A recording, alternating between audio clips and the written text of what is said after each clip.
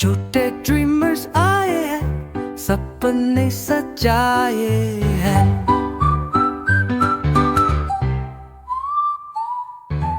नमस्ते नमस्ते नमस्ते दोस्तों, ब्रेड और कॉफी के साथ कहानी टाइम के एक और शानदार एपिसोड में आपका स्वागत है।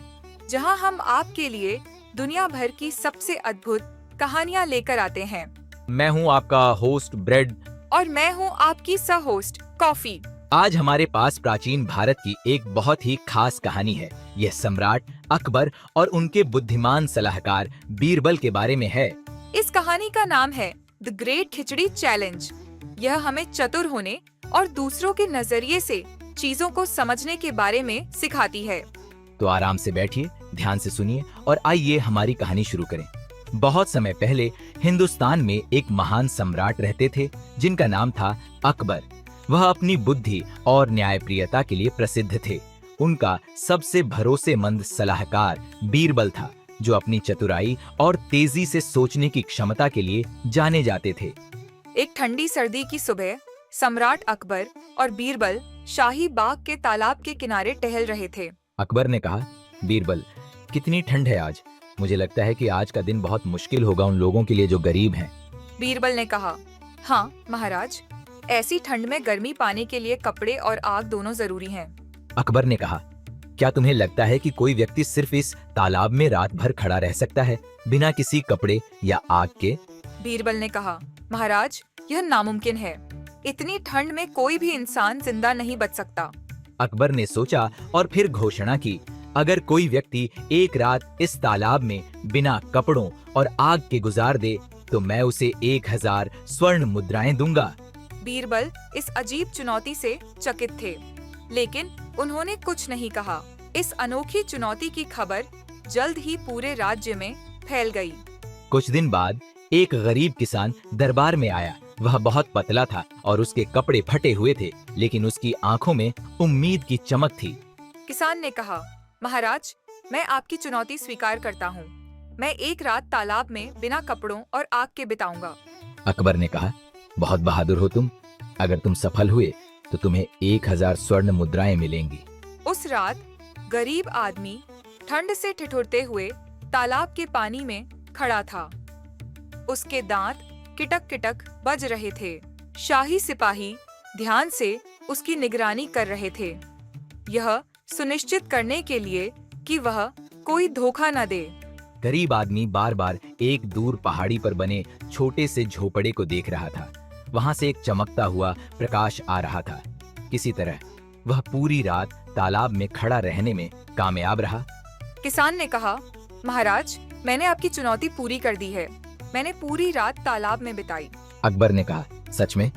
कैसे सरवाइव किया तुमने इतनी ठंड में?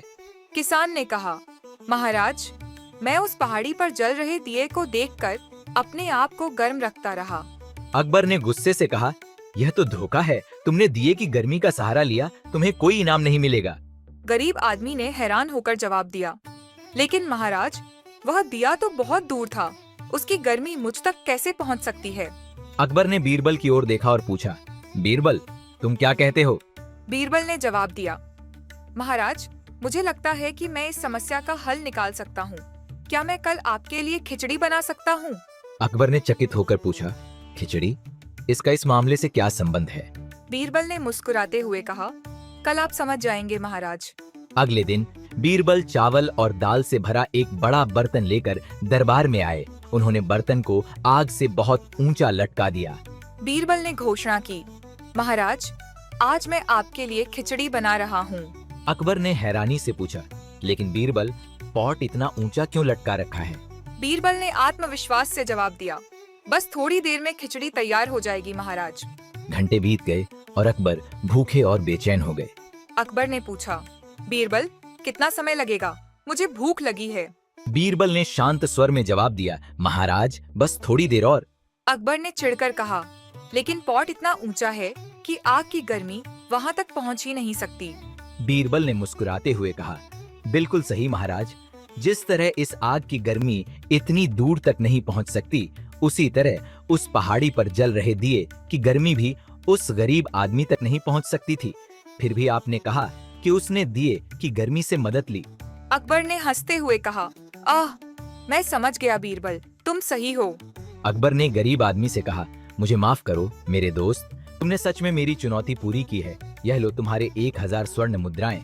गरीब आदमी ने खुशी से कहा, धन्यवाद महाराज, आप बहुत दयालु और न्यायप्रिय हैं। अकबर ने विनम्रता से जवाब दिया, नहीं, धन्यवाद तुम्हें और बीरबल को।